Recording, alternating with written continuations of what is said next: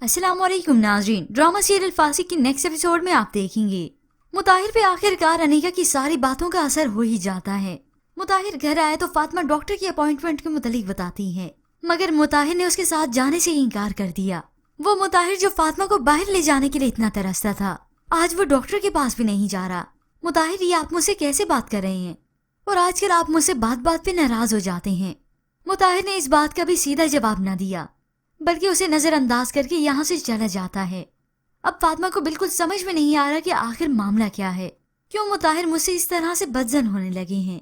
अब फातिमा इस असल फसाद की जड़ को तो असल में जानती नहीं। खैर, इस फसादन की शादी सर पर है और वो खुद घूमती फिर रही है। हालांकि इसने अपनी वालदा को भी बताया कि वो उमैर से शादी नहीं कर सकती। ये सुनकर तो उन्हें बेटी पर गुस्सा आता है, कहीं ये पागल तो नहीं हो गई। अनीका, तुम्हारा दिमाग तो ठीक है।